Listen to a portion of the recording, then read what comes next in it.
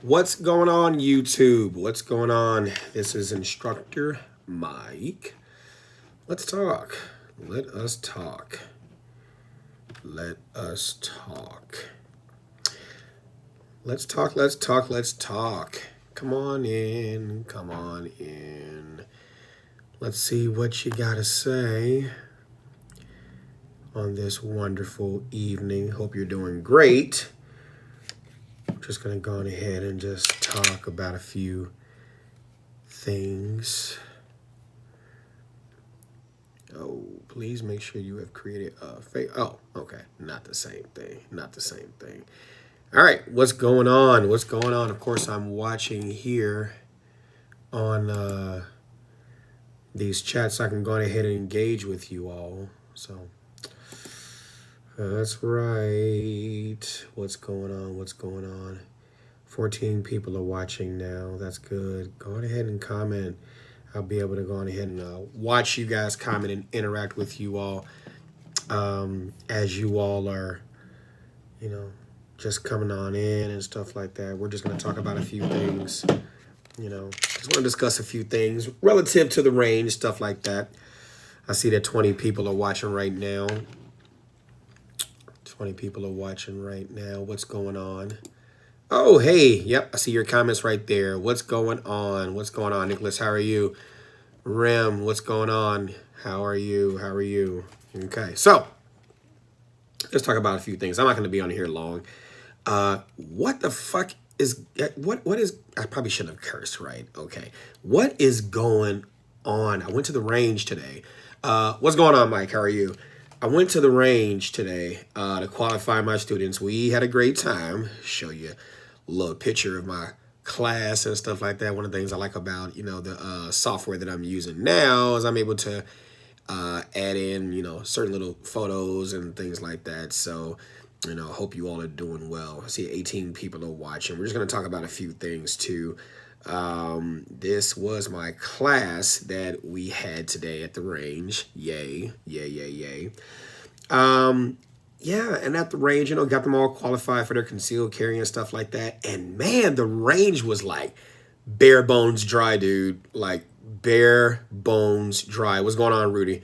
Bare bones dry. What is going on? Is it just me, or is that everywhere in the nation? Are you guys seeing that? And my question is, we got the national election coming up. Vote your interest. And I don't care who you vote for. It is what it is. But vote your interest, stuff like that. What's going on, Chris? How are you? Christopher Rizzo. Yeah, vote your interest. But as a professional firearms instructor, you think about it, I'm just going to vote whoever is in support of the Second Amendment. So you obviously know who that is. What's going on, Nick? How are you? But yeah, it seems to be that people get so comfortable. Like you see the pandemic, you think about what's going to happen in the pandemic, and then you see what happened to George Floyd and other people. I get it, triple black.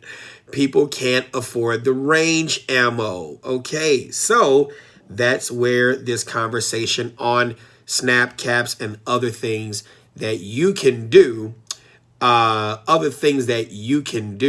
to actually increase your skills. And so again, I'm using my, you said I missed the dude firing the AR pistol into the ground. What?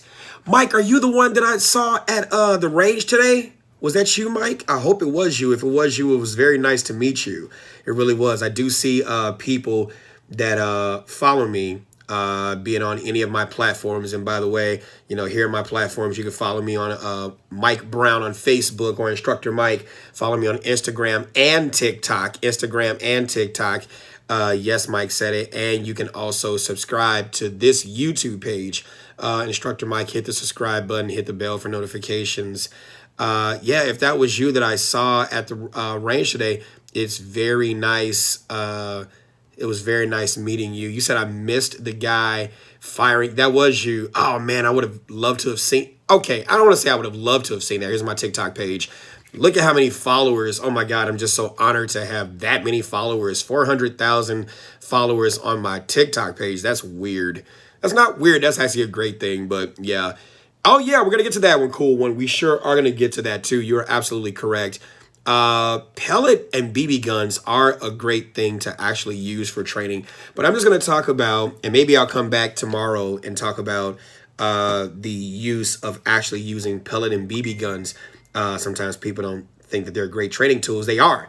But, you know, so Snapcaps. I love my Snapcaps. Now, of course, we want to assume every firearm is loaded, point that firearm in a safe direction, keep our finger off the trigger, stuff like that, okay? Make sure that we have no live ammunition around here, so no magazine in the well. Here we go. And I'll check again. No round in the chamber, okay? And as long as there's no mag in the well, no round in the chamber, stuff like that, I'm not going to go on it, you know, we can go ahead and say the firearm is clear. But I love my Snapcaps. My Snapcaps allow me to be able to do a lot of malfunctions practice. Do not sleep on malfunctions practice. I'm going to look at you all's comments and engage you all in the comment section too. But don't sleep on malfunctions practice. I will tell you this, having attended my share of, I don't want to say shooting competitions, so to speak, because we go to a Wednesday night shoot, and it's just both competitive and non-competitive shooters who are at Eagle Sports Range in Illinois, 5900 West 159th Street. For those of you all in the Chicagoland area who want to check out a good range, I'm going to go on ahead and promote them again. Eagle Sports Range, 5900 West 159th Street in Oak Forest, Illinois. There's their number, 708 535 3000, Eagle Sports Range, stuff like that. Look, if you're in the market for, like I said, a good gun and stuff like that, you know, go to Eagle Sports Range. I highly support those guys. It's not just the experience of being able to go to the range. It's the experience of being able to go to a place where they're not judgmental, very safe. You know, things have happened, but, you know, very safe and not judgmental. You want to feel like you're at home, you know, when you're at a gun range and stuff like that. So just had to give them their props, their shout out. Love it. But Snapcaps, don't sleep on Snapcaps. I've been to my share of shooting events where during the course of shooting, in essence, you know, one of the things that people don't practice are your malfunction drills. And they are very important to practice because I don't care what kind of gun you get, malfunctions are a part of life. You know, some guns malfunction more than others. It could be because of ammo. It could be because of operator error, you know, whatever the case may be. We could talk about gun selection all day, which is important too, because quality guns and quality ammo will reduce the likelihood of malfunctions, but you never know when it's going to happen. And, you know, there is no fail-proof way, in essence, to not have a malfunction because shit happens. I mean, you know, Murphy's Law, anything that can happen or anything that will go wrong or can go wrong will go wrong. You know what it is. So you want to practice for those malfunctions, and you want to practice ad nauseum, practice to the point where you're about to fucking, I shouldn't be cursing, should I? I don't know. I'm not monetizing this anyway. But you want to practice to the point where you can doggone throw up, you know, or walk and chew bubblegum at the same time. So that's why I love my Snapcaps. Now, you'll get different people that use Snapcaps a little bit differently. And whatever, you know, your nomenclature or whatever you want to call them, you know, the brand of these are called Snapcaps. And Snapcaps, for those watching who don't know, these are just inert, and I'll go to your answering your questions too. So go on ahead and continue to ask them, and I'll get to some of your questions too. But these are rounds of ammunition that are not live rounds of ammunition, but they're just shaped like that, okay? And you'll get some that'll have maybe a buddy take live ammunition versus live ammunition and the Snapcaps and kind of mix them in so you get the live fire malfunction component. But those who have been shooting long enough to know, hell, you don't even need Snapcaps. You can just get a malfunction with live ammo and still need to be able to fix it. So I do have videos on this YouTube channel for those of you all. You say, no, I don't care about the cursing. The cursing bit doesn't bother me. I'm just, I think it's like a rule or something like that. If you want to monetize your videos, you can't curse, fuck it, whatever. We are all adults. Fuck, fuckity, fuck, fuck, fuck. You get it. So I love using my Snapcaps. Now, if you want to go to the videos that I have where you want to actually practice those drills, I do have other videos where it's in slow-mo, okay? But we'll go through the actual drills here. Now, there are other videos that talk about, some who like to pull the slide back when you're talking about putting the slide back into battery. They want to pull the slide back or they want to use the mag release. I don't care which way you do it as long as you do it and it gets done, okay? And as long as you know how to do both, there's the answer to your question. Sometimes you're able to just hit that hit that slide release and the slide goes forward into battery. But some people say under stress, that you're not going to think about the small thing. You're going to think about the big picture, and that no matter what happens, you can, because this little button can break. It doesn't really happen, but this little button can malfunction. You want to pull that slide back. Fuck it. I don't care if you tap it, pull that shit back, whatever the case may be. It's going to work as long as you fucking work it. And that's the thing. That's why we're even talking about malfunctions drills, because people get, I'm going to go ahead and show that. People get so caught up in one way. When something happens, they don't know how to adjust. Okay. So, type 1 malfunction, you get a click, no boom. We already know what that is. Tap, rack, assess, if necessary, press. I like the word trap because you feel trapped when you get your malfunction, especially if it's your first time out. So you got your tap, rack, assess, and if necessary, press. I like the assessing. You said never thought about malfunction practice. Hell yeah, you got to. You got to do it. You got to do your malfunctions practice. Why? Because like I said, I've been to my shooting events. And when I go to these events, you see some people who are, great shooters.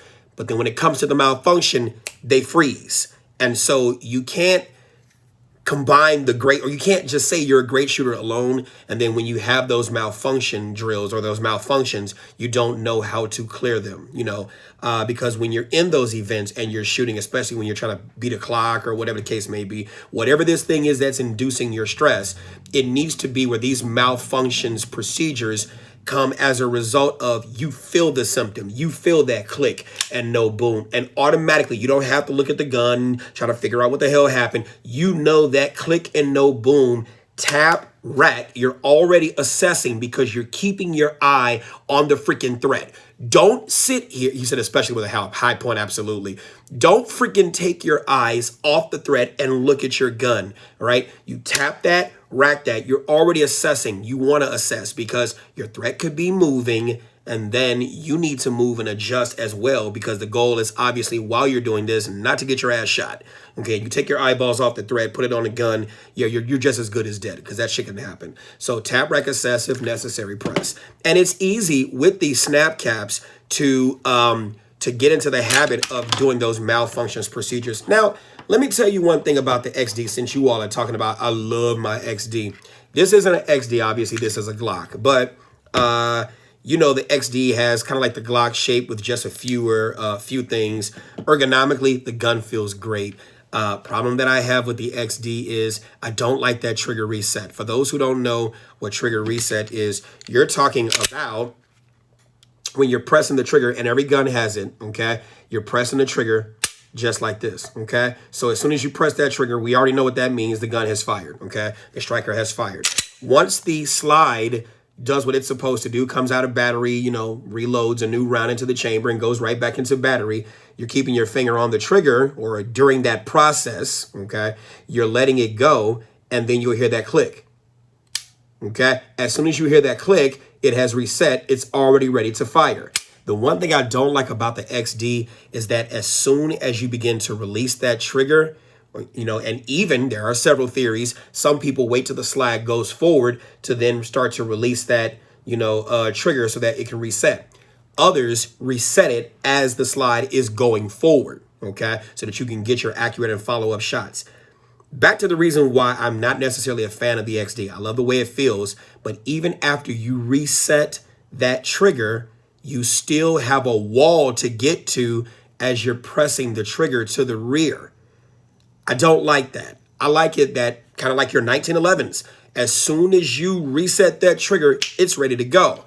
That's how I want my triggers. Glock is that way. CZ, the CZ brand is that way, especially the CZ P10, the C and the F. It's that way. The Canic trigger is amazing. Okay, so that's one of the reasons why I used to carry a Springfield XD. I carried a Springfield XD service in both 40 caliber and 45. I stopped carrying them. I still own one in 9mm. I own the XDM Mod 2 in 9mm and the XDM service, or the XD service. Not XDM Mod 2, I'm sorry, the XD Mod 2 9mm and the XD service, the first generation in 9mm. So I still have them because I obviously run a firearm school, but I don't use them a lot because I hate that extra slack I got to take out after the trigger reset. That's the whole purpose of reset, to get those accurate follow-up shots. And if I got to get back to resetting some shit and then get to a wall before I can press that trigger again, I'm not a fan of that. Doesn't mean I can't use it. Fuck it. Any gun is better than no gun.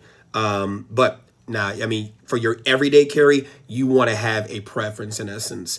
You said not to get into a brand war, but Glocks aren't perfect out of the box either. You're right. I can't disagree with you. I cannot disagree with you because it depends on what Glock you get. They're like, as Colion Noir says, it's kind of like a Cracker Jack box in essence of triggers. Some you get, the triggers are great. Some, this little trigger safety right here, some of them, no matter how much you press it in, it still protrudes. So if you don't have calloused fingertips, you're definitely going to feel that, so what some people do is with Glocks, you'll get your aftermarket triggers. I tend to have the aftermarket Trigicon sights, and especially like these. I have them on both this and I have them on my Glock 26.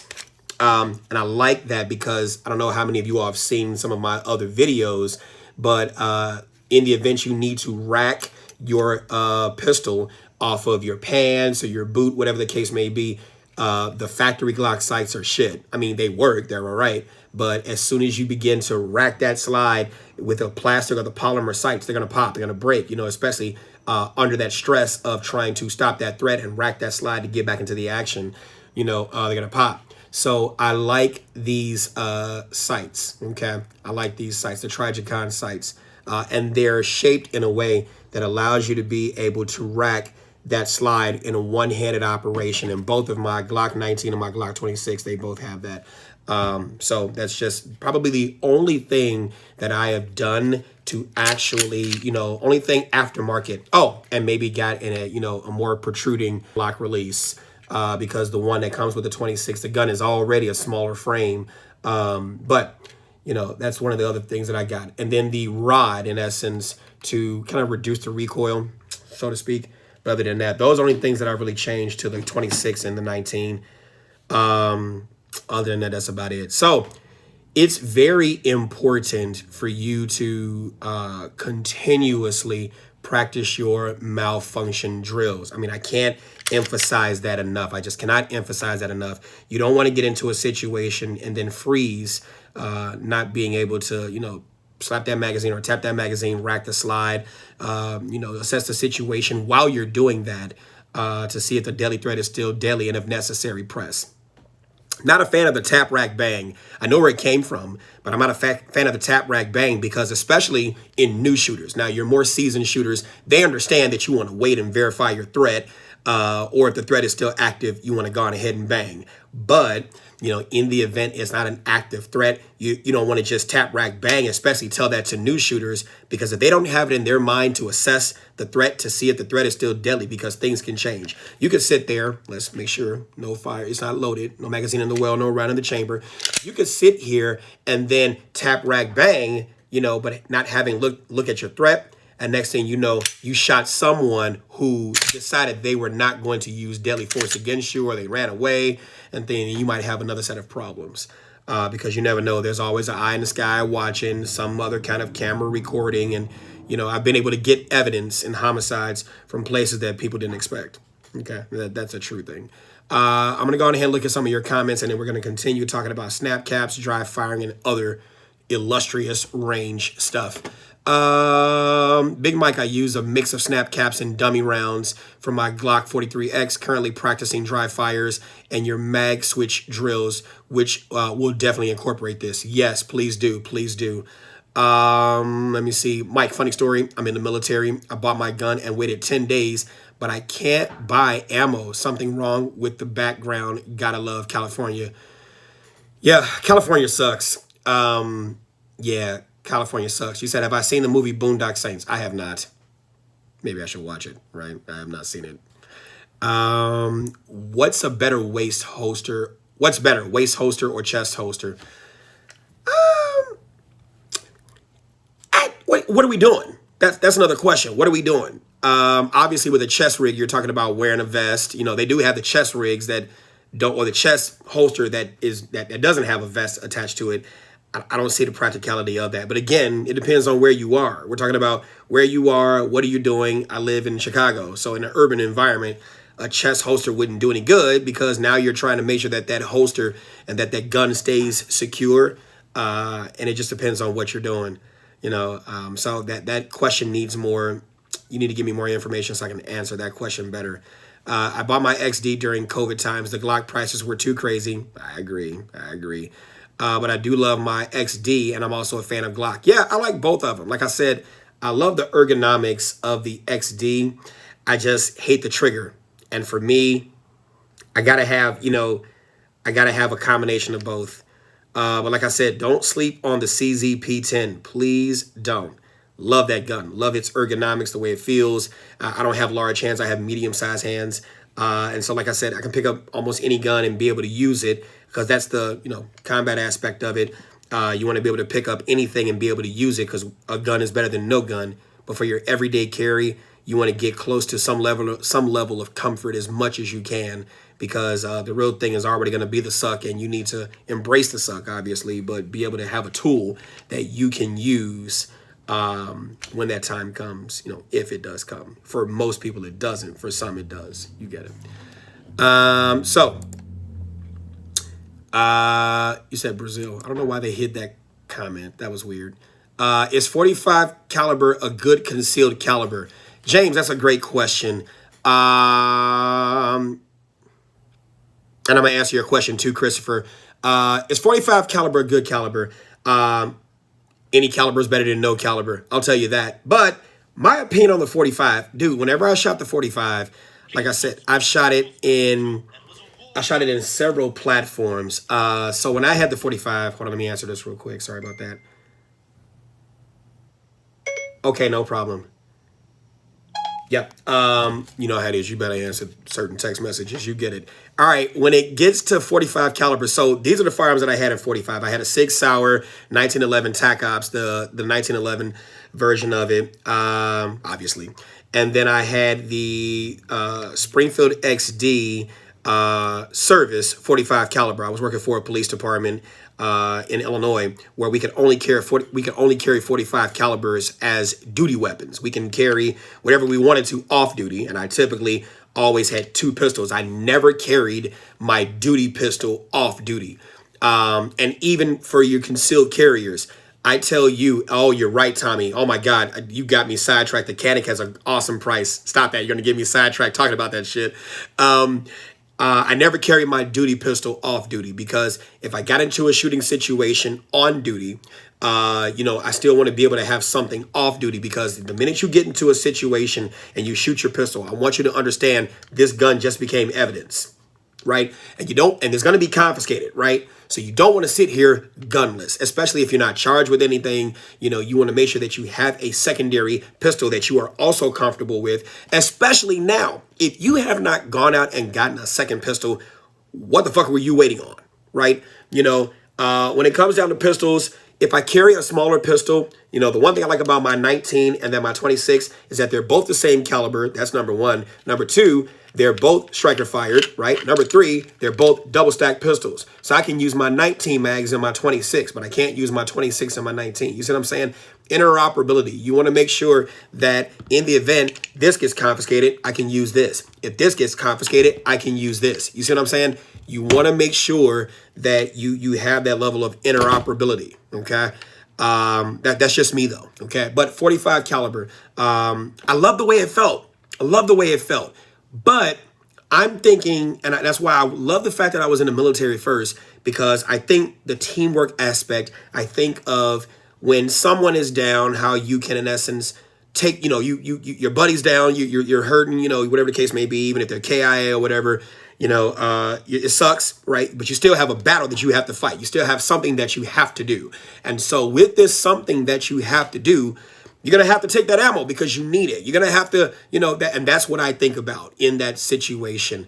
Yeah, that's what I think about in that situation. So 45 is good, but let's just say I'm dealing with a threat, right? And I have to sit here and maybe I get the advantage, pop, pop, pop, shoot him, right? And then, or just say maybe it's multiple. And you can never say that will never happen. Let me show you this video. This is important. You might have seen it before.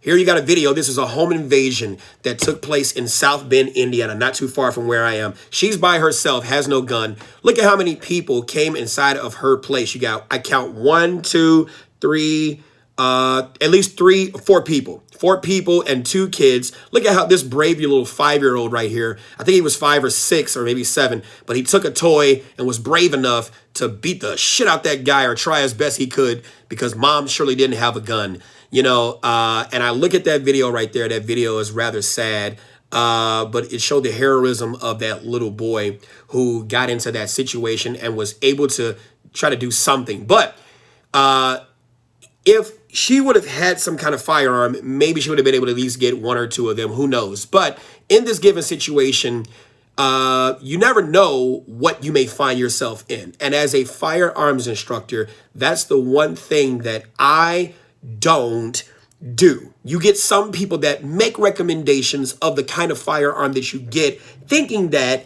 oh, the likelihood of you getting into that is very little. How the fuck do you know? You don't know what they're going to find themselves getting into because you don't travel the roads they do. You're not in the same areas that they are. You don't know who they hang around with. And so to make that kind of assumption about, you just need a little bit of this because you get it. Fuck that. Okay.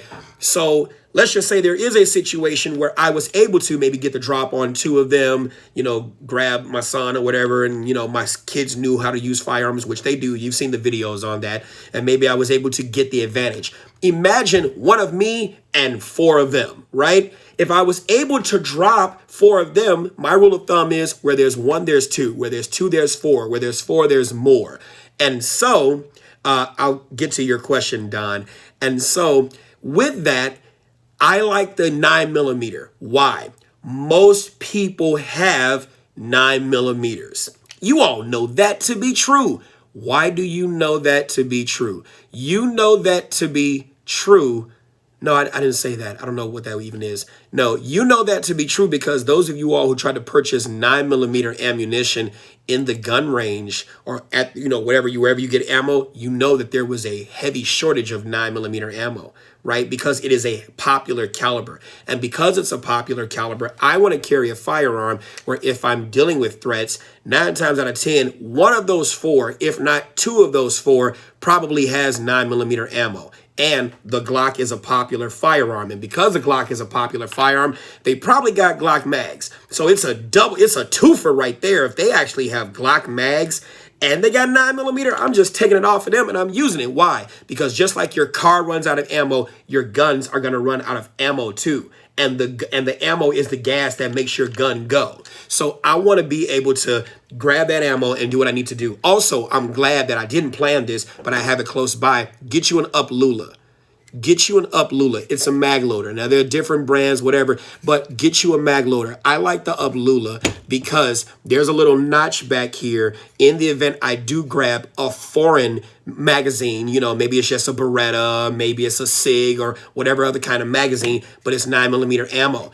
You can do it like this with your thumb, sure, or you can grab this, go on ahead and knock that ammo out. You'll be able to take that ammo, take your mag. It's just like a gun. Treat it like a gun. Here we go. I'm grabbing this, putting it in here, squeeze down, in, out, up, squeeze down. So now I'm extracting that ammo out and now I'm loading it back in. And so now I got a mag I'm able to use. And I can do it under stress. It's so easy to operate these things. Squeeze down, in, out, up. Men, if you can beat you know what the fuck I'm talking about. You can operate this. It's too easy. It's the same damn motion. You get what I'm talking about. So think on the fly, think fast, think under stress. Think under stress, okay? So that's that. Now, I don't show the 40 caliber love. Somebody asked me that question. Why don't you show the 40 caliber love? It's not that I hate the 40 caliber. I don't hate the 40 caliber. It's just a very snappy round. You said, now, 40 caliber is better stopping power than a 9mm. Okay, Lynn Vega, I'll take this, okay? Stopping power. What's your opinion about stopping power? Stopping power, in my opinion, there have been people who have been shot with 45s and still moving. There have been people who have been shot with 40 calibers and still going. There have been people who have been shot with 9mm and still going. So what I'm saying is, you're talking about stopping power. It's like a play on words that kind of make you think. Yeah, thank you. I'm glad somebody said it. There's no thing as stopping power. I really want you to understand that if this magazine has 15 rounds, you may have shot 15 times. You don't know where those rounds have been, right? Not where those rounds have been, but you don't know where those rounds are going, right? And so, since you don't know where those rounds are going, okay, ask a homicide detective or ask anybody who's been in combat. There have been people who have been shot with things and they're like, how the fuck are they still moving? But they still are, okay? You really have to understand and not project your pain sensitivities, if you will, what you think about pain on someone else. What may cause you to feel pain may not cause them to feel pain. They may have a neurological disorder that may disrupt their sensory nervous system that cause them to feel pain. And so now, just like an electric item, right? If you want to cut the power, you could sit there and, okay, how many of you all have had malfunctions with computers, right? You're sitting here and you're typing, you're pressing Control, Alt, Delete, you're pressing certain things and the shit's not working, right? It's doing this little funky thing. Sometimes, and maybe you shouldn't, but sometimes what do you have to do? Pull the plug, because this other shit that you're doing is not reacting to that. That is just what shooting a firearm is like. You have to dehumanize that human and think about where I need to shoot and how many times I'm able to shoot, given the stress that I'm going through, given what they're doing, and other factors, other anomalies, to be able to stop that threat. And I like the fact that with a 9mm, and people talk shit about the 9mm, but I like the fact that I have more rounds to be able to do something, because I don't give a damn what you're carrying. Once you're out of gas, you're fucking out of gas. And all you got is a nice little shiny ass rock, and you're not able to do shit. I've been at my shooting events where I've seen those fancy people carrying 1911s. Shouts out to the 1911. I love it. If you like it, I love it, baby. If you are able to make it work for you, that's fine. But I'm at my shooting events and I see them after their 8 rounds, dropping a mag, putting in another, dropping a mag, putting in another, dropping a mag, putting in another, and then they're done. That's 24 rounds, 3 mags, and then they're done. This is 15. So your 2 mags that you just dumped, I got 1 mag, and we're carrying the same kind. You right? So I'm just saying, do what you want. You like it, I love it.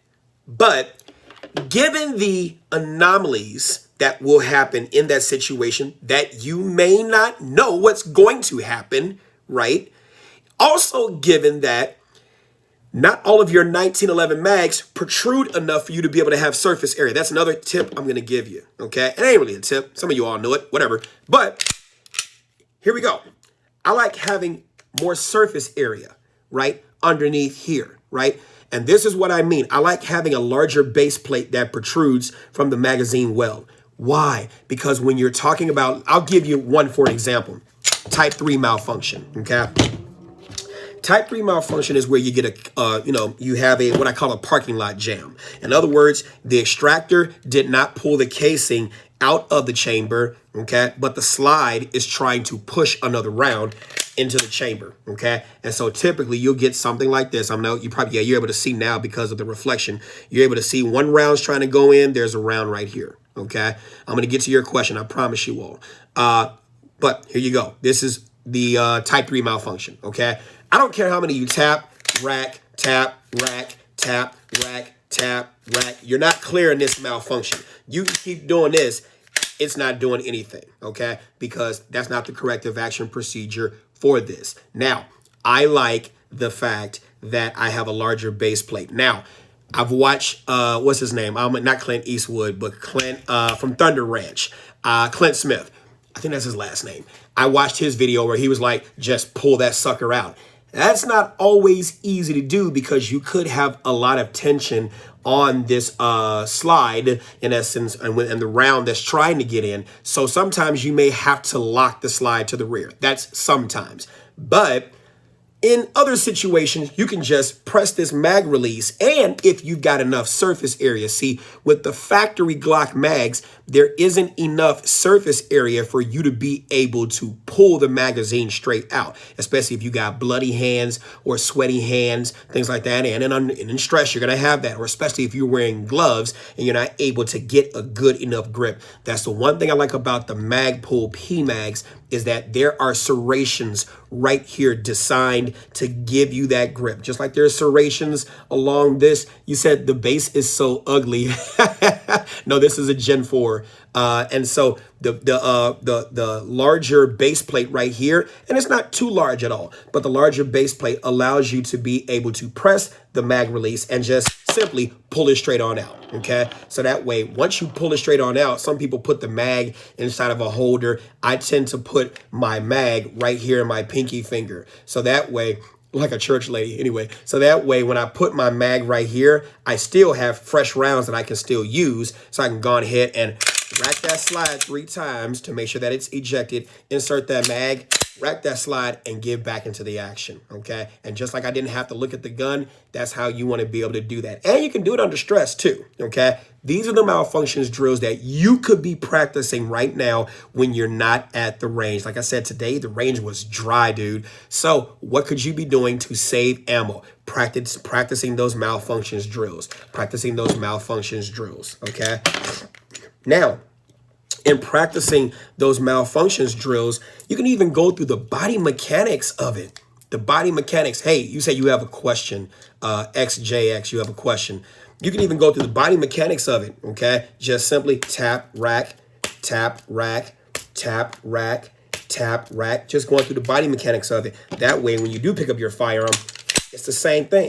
It's the same thing, okay? So those are other things that you can do.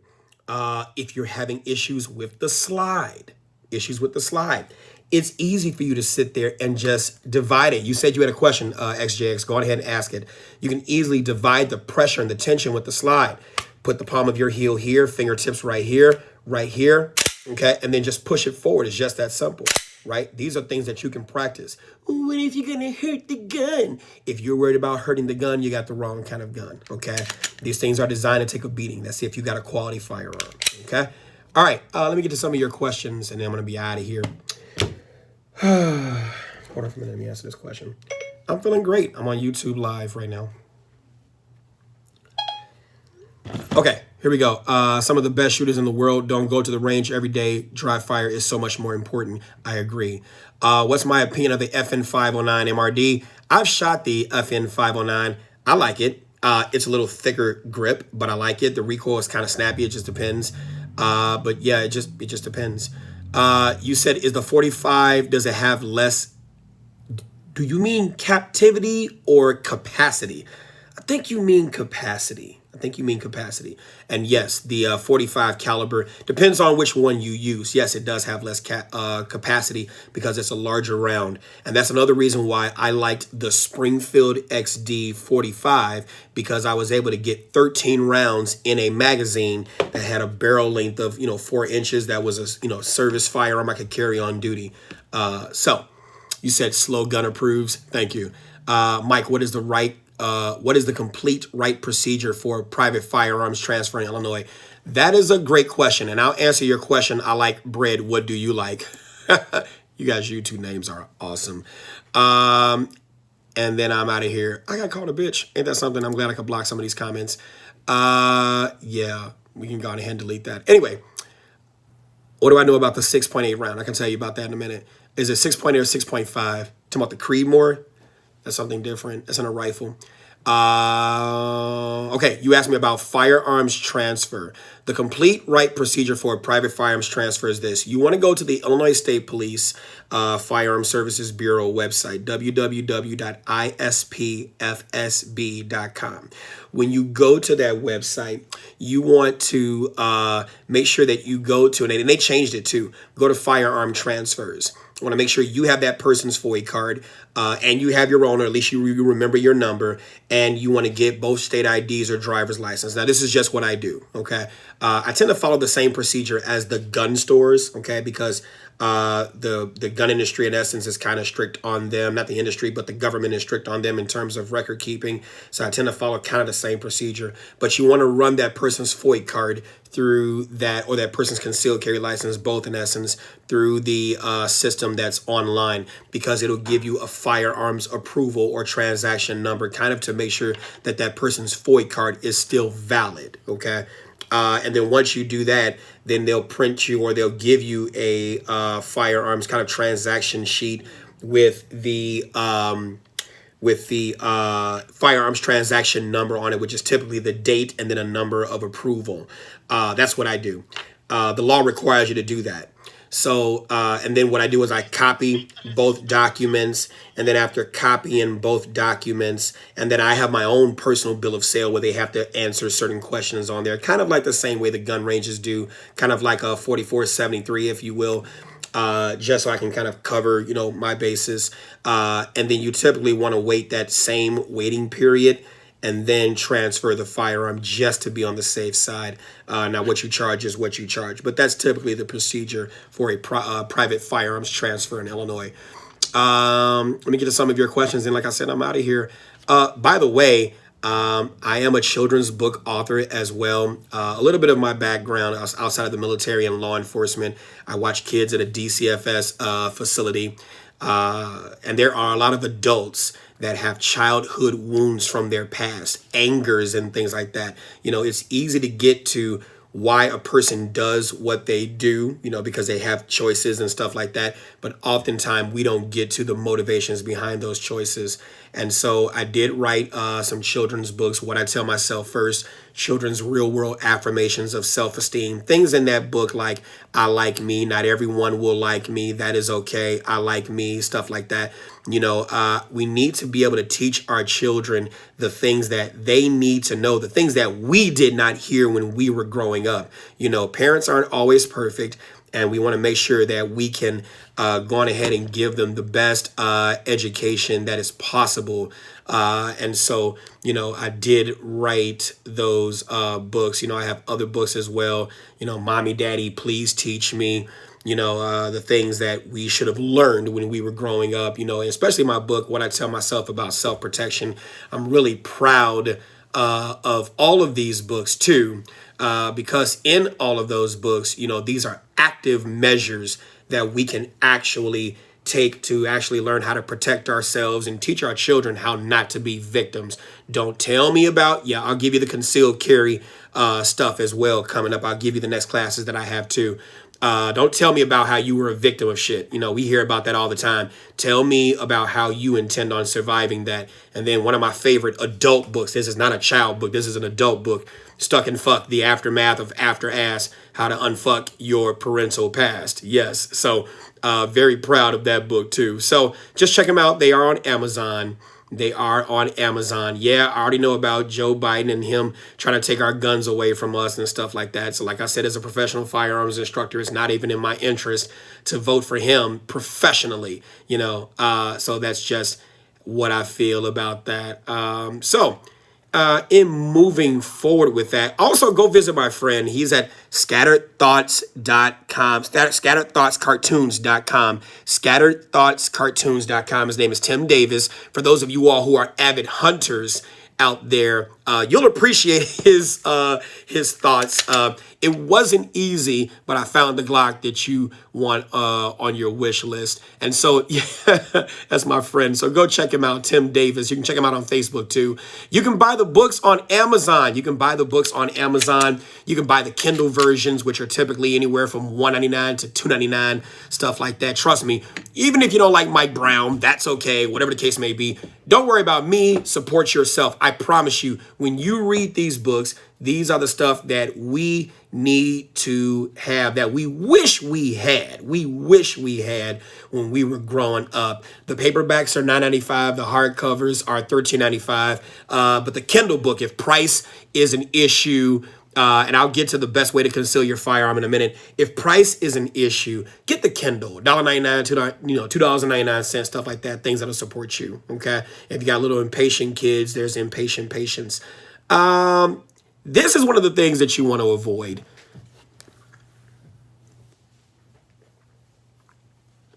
Yeah, twerking it, popping it, just doing way too much, and when she gets through shooting, don't get me wrong. I am in all support of a person exercising their Second Amendment rights. But what the fuck is that? What is that? Oh my God. And so we need to make sure that we are practicing, my people, regardless of who you are, where you come from, we need to make sure that we are practicing, because when you're on the range and you're shooting, there is no stress really involved like that. I mean, the only stress that's involved, my God, is, in that situation, the only stress that's involved on the range is you. You are the only stressor. You're the only stressor, okay? So just make sure that you get yourself in someone's concealed carry class, okay? Yeah, no, that's not live, obviously. Yeah, absolutely. That was horrible, okay? Here's the information on my concealed carry classes. The next class that I have coming up is, here we go. All right, I got a class coming up this Saturday and Sunday, October 31st and November 1st from 8 a.m. to 4 p.m. November 5th and 6th from 8 a.m. to 4 p.m. Those are my next two classes that I have coming up. So if you want to get in those classes, go to MikeBrownsClass.com. You can always text me 773-372-3929. I don't mind putting my number out there because it's already out there for everybody to see. So, just make sure that you do that. Now, here's another video I'm going to play, something for you to consider. Oh, that one didn't play. I thought that one was going to play. It should have rewound and played all the way through. Let's go on ahead and continue. Here we go. Sorry about that. Okay. So getting on with it. You said if I had people bully me and some teachers, and I had older people say mean things to me. Yeah, man. If that's true, yeah, you definitely need to read those books. Okay. Yeah. All right. So, that's pretty much it for me for today. Okay. I just wanted to go on ahead and come on live and just talk to you about those things. So I appreciate your support. I appreciate you subscribing. For those of you all who are new to the page, go on ahead and hit the subscribe button, hit the bell for notifications. And I, of course, will see you later on. I just want to answer maybe one question.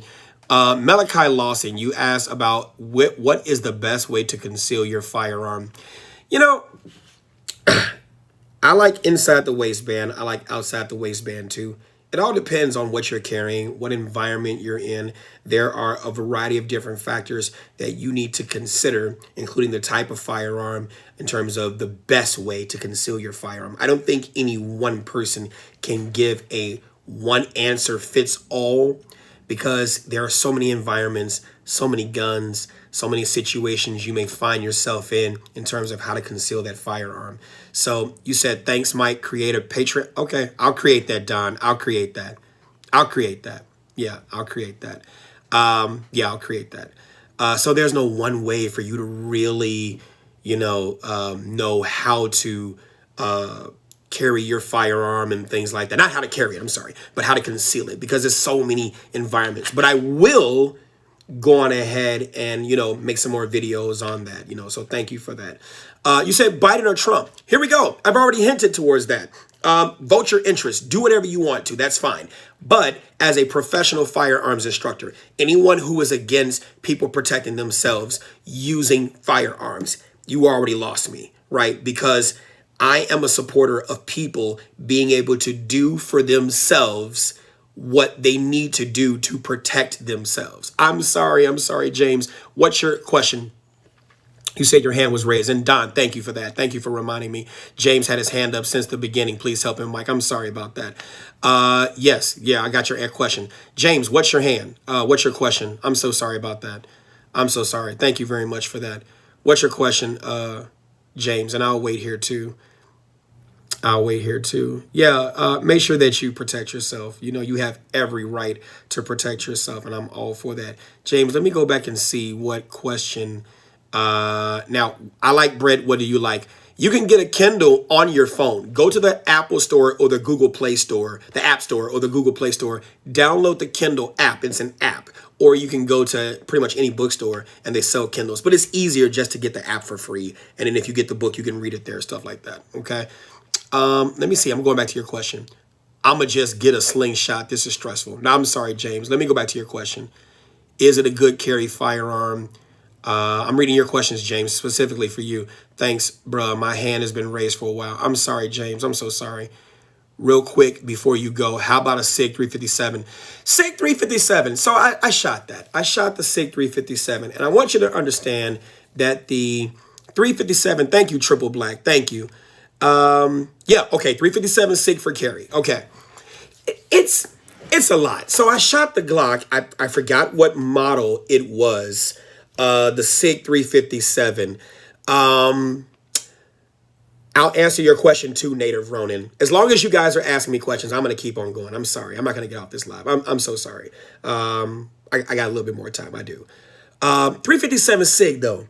It's snappy as shit, bro. It really is. And this was the 357 SIG that I shot for, it was a full-size 357 SIG Glock. And like I said, I love the Glock as a platform, but, oh, I appreciate that, Tony. I appreciate that. You know, it's very snappy. And I would tell you this. So it's like giving a baby a sledgehammer, right? Can the baby use it?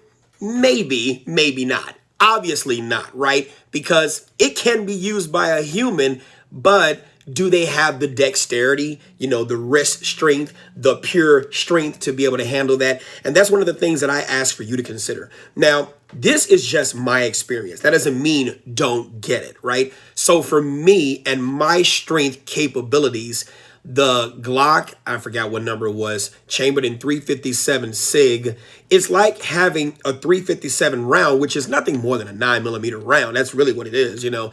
Even a 380 is just a 9mm round, just a short version of it. You know, that's the diameter of the bullet.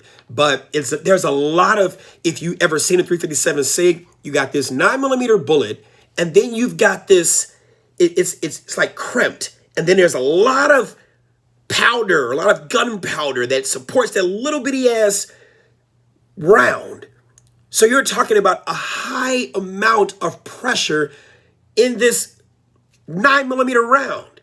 So it's like shooting a 9mm round on steroids. That's what the 357 SIG is designed for. And it was just a cartridge designed to be shot out of a 6 Sauer. I think the Secret Service, in essence, still carries 6 Sauers with the 357 SIG platform because they like the 9mm round, but they need more punch behind that.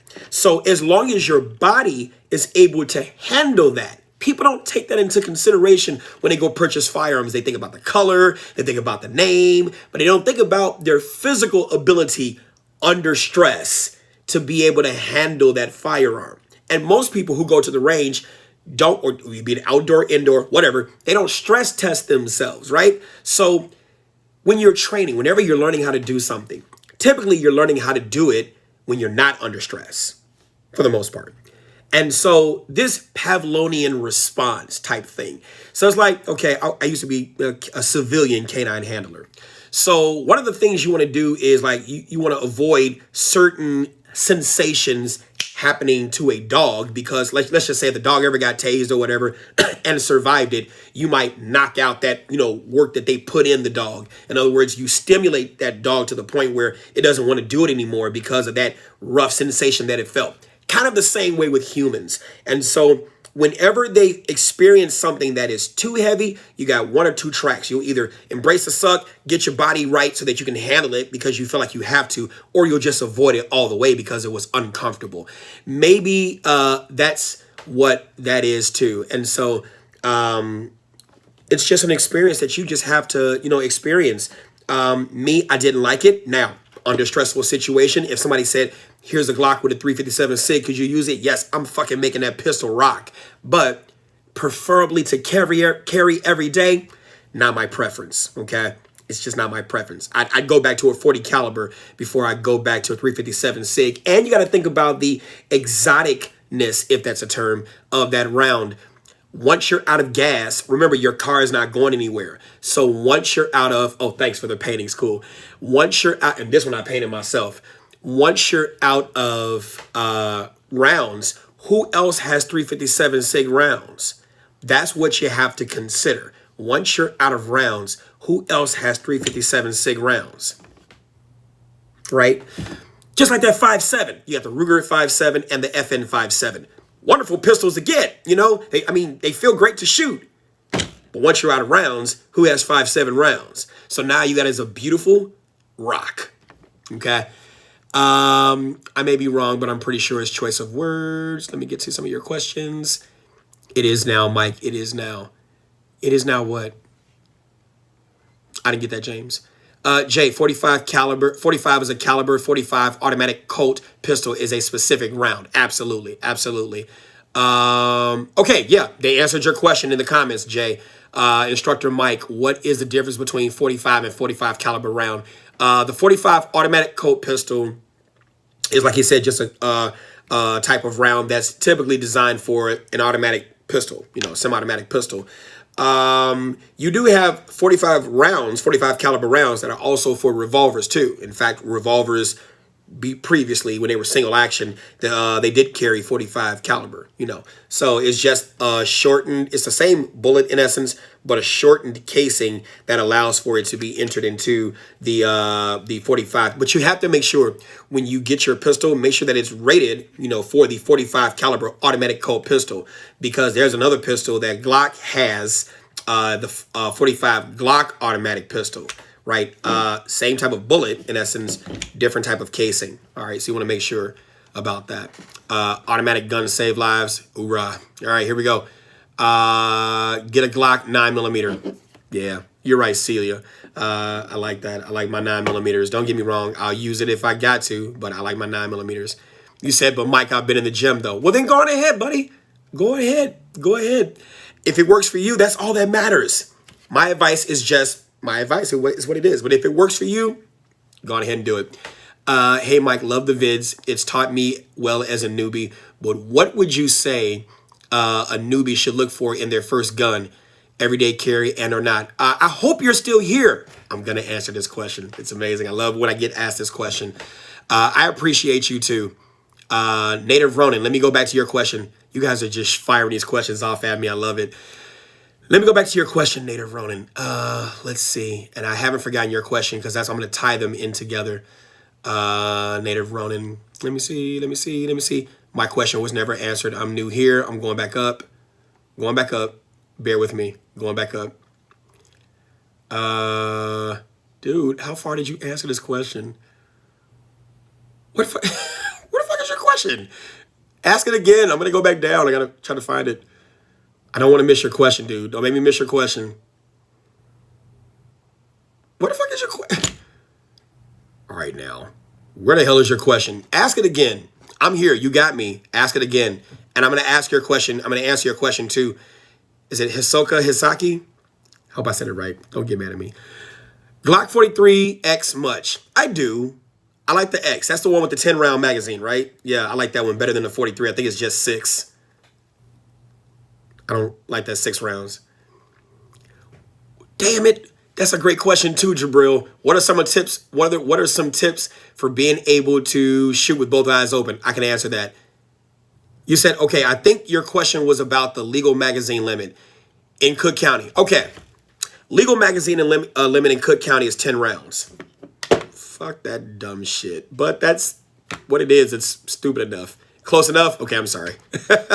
The legal magazine limit, I'll answer that question too. The legal magazine and limit in Cook County is 10 rounds. And it's punishable by a fine. Freaking eyeballs right now. Do what you feel you can take. You have never really heard of somebody getting in trouble. Now, don't get that dumbass 30-round magazine. Please don't do that shit, okay? Don't do that. But do what you feel you can. It's all about how you do shit, though. You understand what I'm saying, right? Right. So carry the 10-round magazine. The police are coming to save you. You get what I'm saying, right? You get what I'm saying. Yeah, it's dumbass shit. 10 rounds. Something I can't mention here. Triple black. What is understood need not be said. Okay? Yeah. All right, Tony. Get some sleep. Stay safe, brother. Yeah, just, you see it? You don't need me to shut the hell up. You get it. I should do these videos every day. All right, I'll try. Okay, I engage on Facebook, but maybe I should do YouTube. I'm actually enjoying this. This is the second YouTube live video that I've done, right? And those of you all who are new, hit the subscribe button, hit the bell for notifications, and go back to my archives. I got good videos down there too that don't have a lot of views.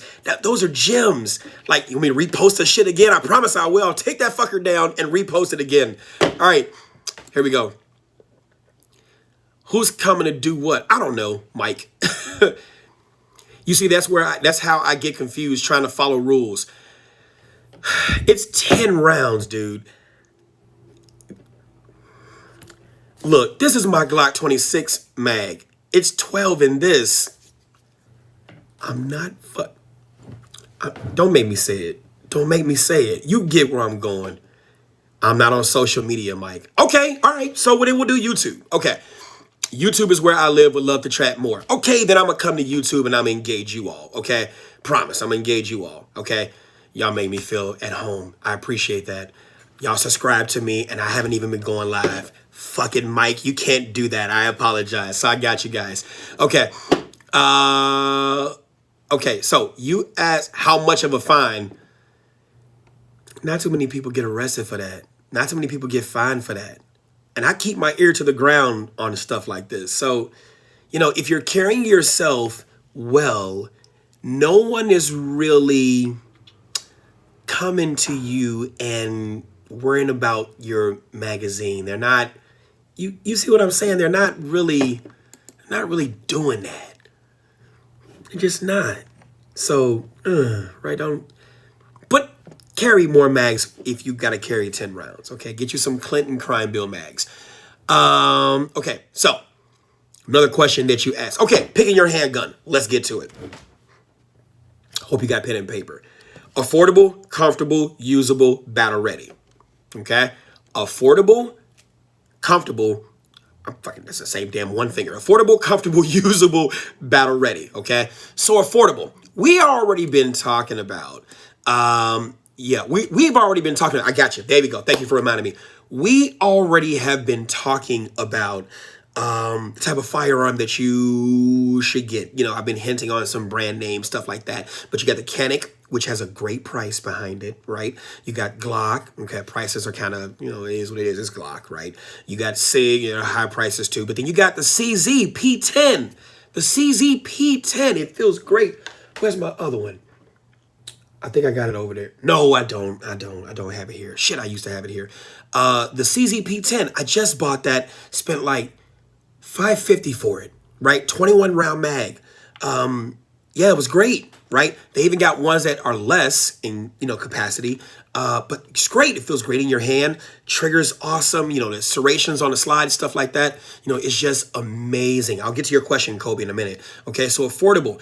I don't know what your wallet's like. So price range is something that you would have to consider more than I would, right?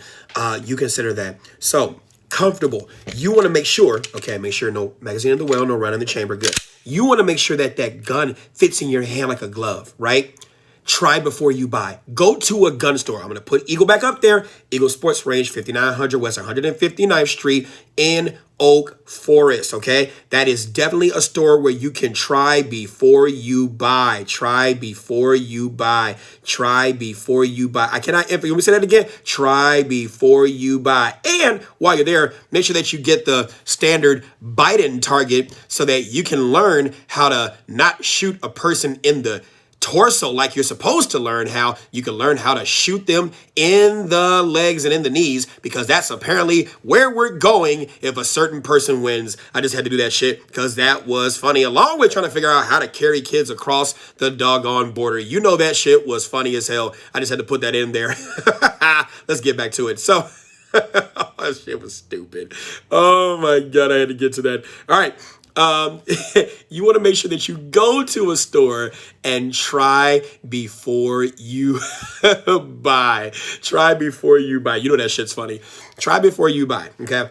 So, you want to make sure that that gun fits in your hand like a glove. Fits in your hand like a glove, okay? You want to make sure that, you know, you're able to touch the trigger, okay? And in touching with the trigger right here, you want to make sure that you don't have to sacrifice your grip. Sometimes if you get a gun and you have small hands, I'm going to show that comment right there. Sometimes if you get a gun and you have to sacrifice your grip, that's a bad thing. You want to make sure that you can hit the magazine release. You want to make sure that you can hit the slide lock release, slide stop right here. You want to make sure that you can negotiate all of these little buttons and stuff like that. And you want to make sure that you can handle racking the slide.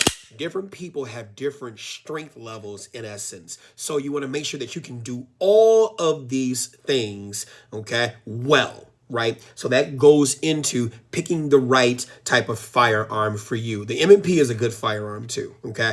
You want to make sure that you pick the right kind of firearm for you. So we've gotten affordable, we've gotten comfortable, okay? So comfortable and usable go hand in hand, okay? You make sure that when you press that trigger, how does that gun feel in your hand? Any of you all been to a wine tasting? Right. When you go to a wine tasting, then when you taste that wine, you don't go to the, wine tasting and you're like, oh man, how you doing, Kim? Oh my God, I haven't seen you in a long time. What is this, Chardonnay? Chuck that fucker back. You don't want to do that. That's not the purpose of going to a wine tasting. You want to take your time and make sure that you feel, taste the accents on your palate. What does this do for you? How does it make you feel, right? You want to have, in essence, fun with that wine tasting. Take your time, right? Rather take your time now than learn that in a stressful situation. So when you go to the gun range, make sure that you get a good two-hand grip, and we'll do maybe in the next live how to begin to establish. You got to work. You got mouths to feed. I appreciate that, Rooster. Go get some sleep. Take care. Okay. You want to make sure that you can, when you're establishing a good two-hand grip and you begin to press that trigger, how does that trigger feel? How does the gun feel when you shoot it? How does it feel? Let it resonate through your body. How does it feel? Okay. When you shoot it, if you're at a gun range and they allow you to shoot maybe just a little bit fast, try your luck, right? Shoot it just a little bit fast, right? And see how it feels. Are you able to control that gun, right? Maybe try one hand if you know how to shoot one hand. I tend to shoot with one hand, not straight up, but at a 45-degree angle, okay? And so you want to feel the gun, because this is your everyday carry. This isn't a combat or a battlefield pickup where you're in trouble, you got a gun, pick it up, now you're able to use it, stuff like that, because you need to use it. This is your everyday carry. So if it's going to be your everyday carry, you need to make sure that it's comfortable. You don't have to carry it every day, right? Think about your favorite anything. Some of us are still kids as adults, right? Remember your favorite toy, right? Remember you got your favorite car, you got your favorite pair of pants that you wear. You get it, right? Why? Because you like the way it contours to your body. You like the way it feels. Develop a relationship with your firearm. Same thing, okay? So that's affordable, comfortable, usable. Battle ready. Battle ready. Battle ready. What does that mean? Some of y'all want to go to the gun store and you want to get the little pinky. Right, you want to get the little pinky, right? You want to get the little gun because it's small. You wear your tight clothing, and you want to put your gun in your bra, so that you can walk around like this, so that when somebody, oh, you want to put your fucking hands on me, Tyrone? I got you, and now you want to go finger. So now you got your little gun, pew pew pew. But guess what? The problem with that little gun is, remember, you're not carrying the gun for your ego. You're carrying the gun for the battle. And you don't know what kind of battle you're going to have. So if you carry a little gun, that little gun should get you to your big gun. right? Whatever that is, right? So when I teach firearms, I tend to teach the concepts behind it. That's why I named my company Security Training Concepts, okay? So I like my striker fired pistols. Don't get me wrong. You got your, your double action, single action, traditional double action. I like striker fired, especially for newbies. Striker fired, why? These are your easy plug and play. You don't have to worry about with the traditional double action, first shot heavy, every other shot light, decock it, first shot heavy, every other shot light. You don't have to worry about that, especially as a newbie. Now, if that's all you got, that's all you got. Get used to it, okay? When you were in the military, it was the M9. Now you got the M17, stuff like that. And I'll tell you about the 22 calibers in a minute, right? But I like my striker fired. Hey, you got it? Use it. Easy plug and play, right? Not all striker fireds are the same, so you need to still try those before you buy those. Don, thank you. Take care, buddy. I'll thank you. I thank you for that. You all take care and have some good night's sleep. Those of you all who got to go to sleep. Yeah, man. You said in the front and make sure junk look bigger. Wow. So the concept, striker fired, right? Double stack. What does double stack mean? Double stack magazine. Your rounds are staggered so that you have more rounds. Yep, got my magazine right here. Lucky you guys, I could reach it and not have to get off camera. Here we go. Double stack. Double stack. Now, of course, I have to load this. I went shooting today. But double stack. Here you got your rounds are staggered. That's a double stack magazine. This is a 17 round capacity mag. Okay. So double stack, right? Yeah. And one of you just commented, that's why I don't carry my Beretta anymore. I like the 380 for concealment, but it only can carry 6 rounds and it's not the most reliable. Absolutely. Okay. So here we go. We said it. Striker fired, double stacked, right? 9mm, that's the caliber I like. Do it what you feel, whatever, okay? But I like the 9mm caliber because more rounds, more chances to stop that threat, okay? Remember, you're out there by yourself, right? And it's a easily carried caliber. Most people carry it, so the chances are the bad guy, you don't want to touch the gun, maybe kick the gun out the way, right? But you don't want to touch the gun, but you definitely want that ammo. So if they got more ammo on them, get that shit, okay? Now, here we go. And then double stack, right? So here we go. In this magazine, here we go. In this, right, you see it protrudes. Now, this is a Glock 17 mag. I tend to carry Glock 17 mags. Even though I carry the 19 and I carry the 26, I like the 17 mags. Big can go into small, but small cannot go into big. Write that down.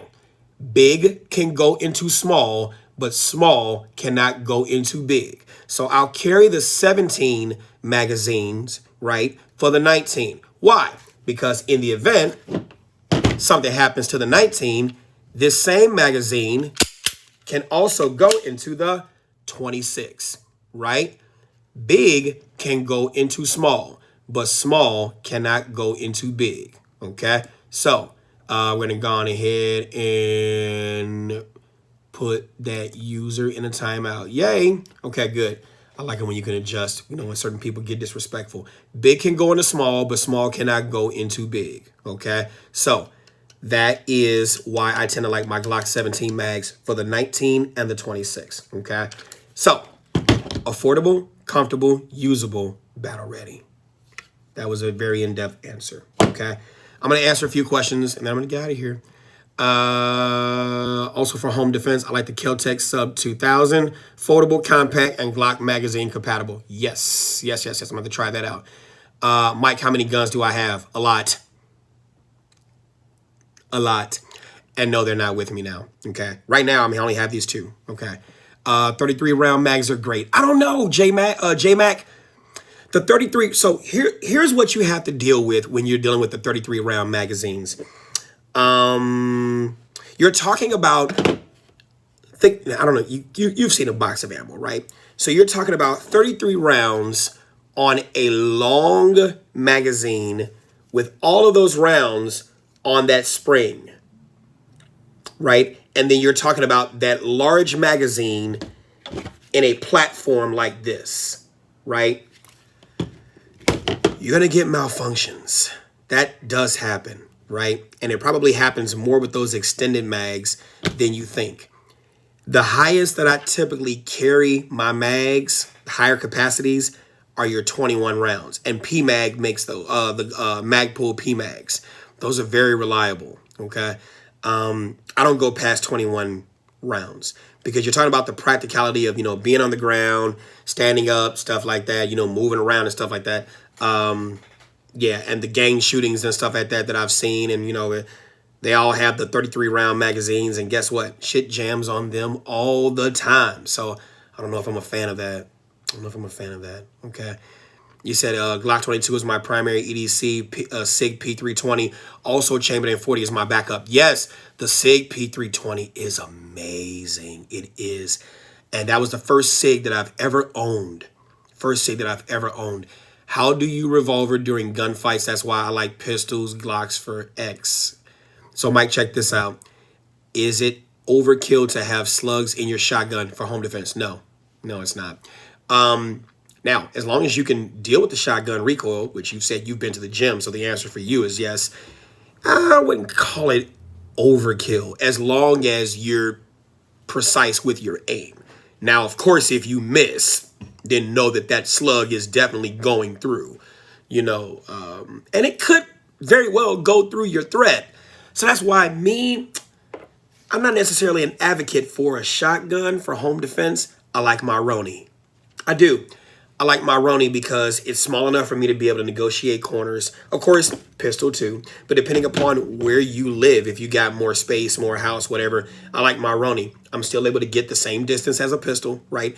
I don't have to worry about a lot of over penetration because, it's not like the Roni extends the barrel.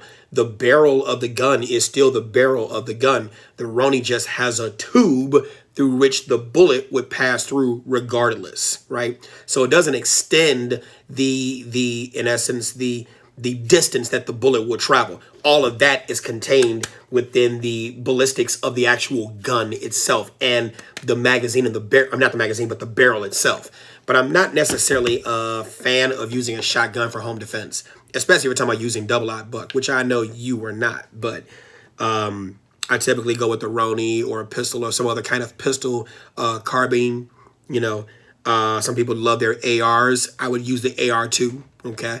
But, that's just one of the things. And plus, people recommend shotguns when you're at the gun store. But how many people play hide, go seek? You said double-aught buck is great for home defense. Hey, if that works for you, that works for you. That's fine. What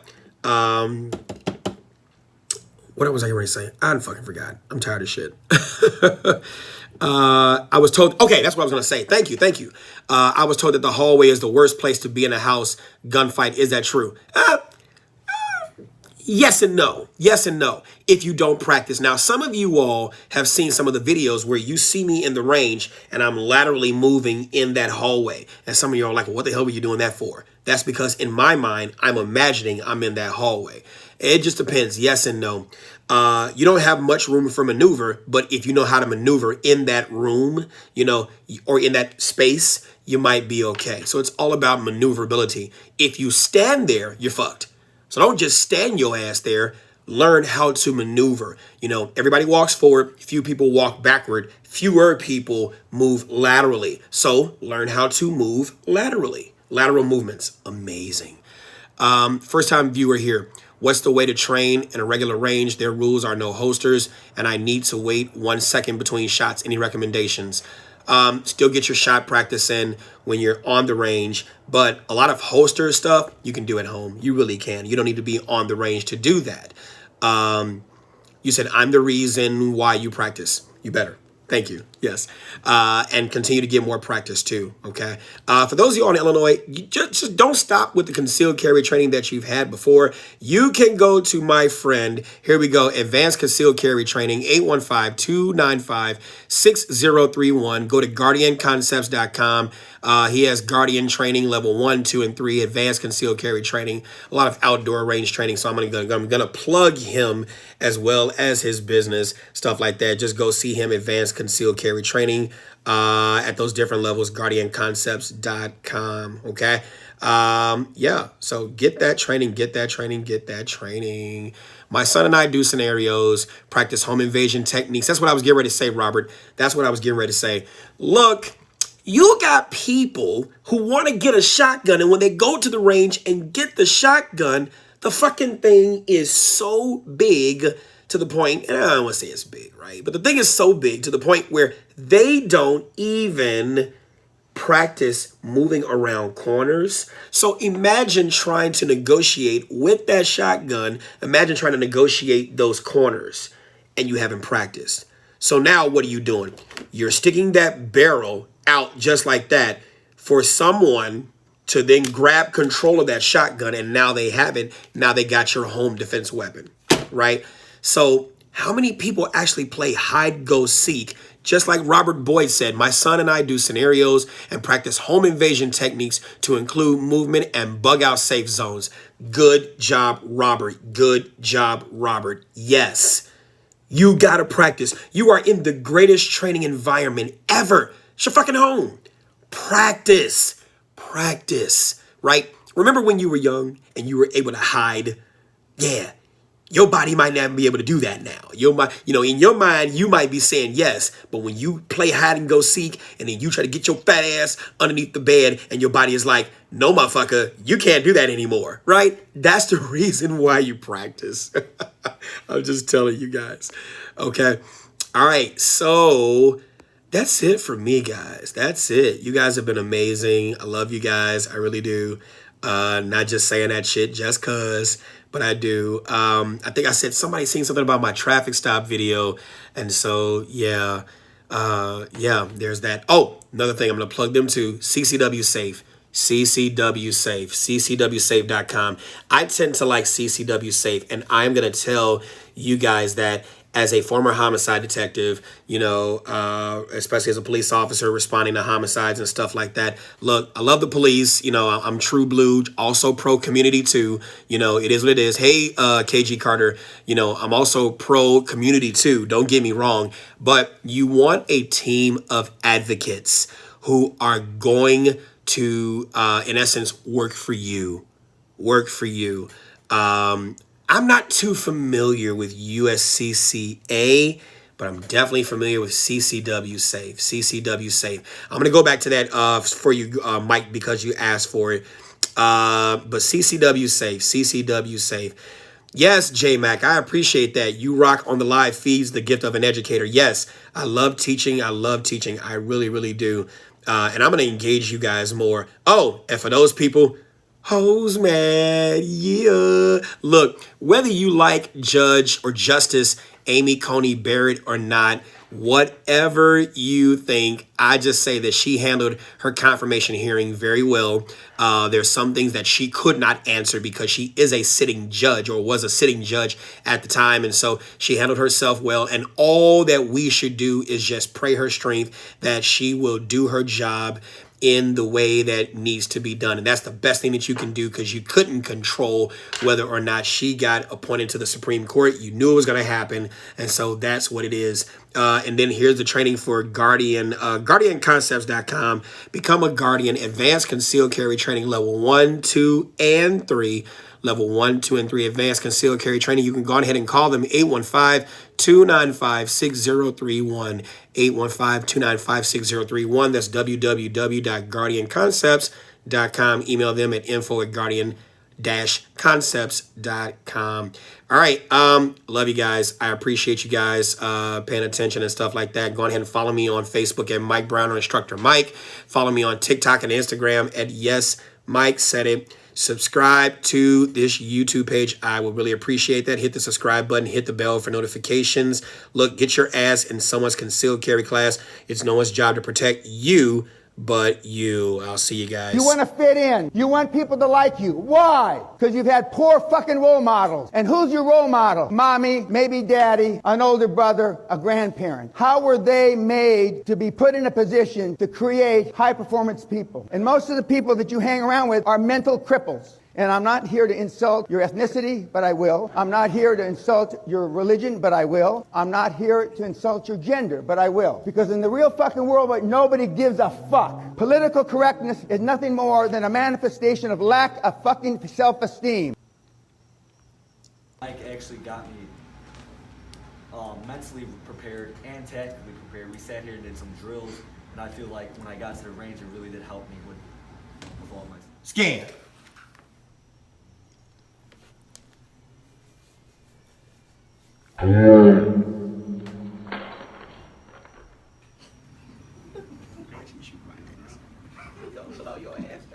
Sir, put your hands up. Sir, hands up, hands up. Hands up, sir. You killed my boy! You killed my boy!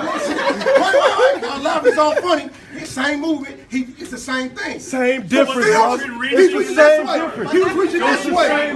He was reaching this way. It don't matter if he's reaching that way. Yes, it does.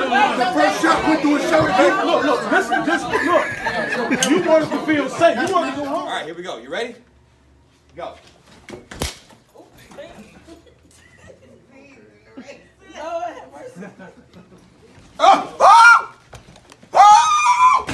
Motherfucker, you gonna get it. God damn it, get it. All right, stop action. I don't know what kind of moves these are, but you still get it, right? You ain't struggling. He done took the gun. You see?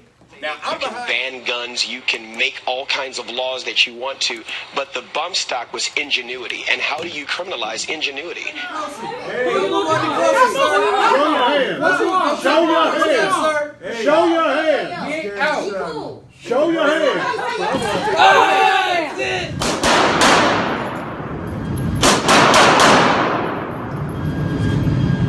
Flip!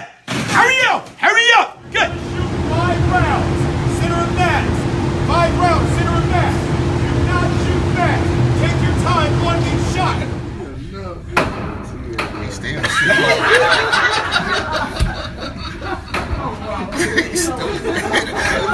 New in Chicago, that's security training concepts. Get here, you!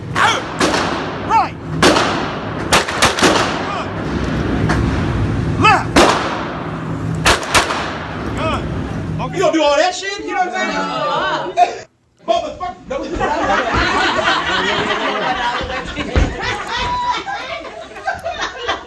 You gonna do all that shit? You know what I'm saying? Now I'm at the stop. And sometimes I kill like this. Go ahead, I'm at the stop. Baby, tell me how you want it, baby.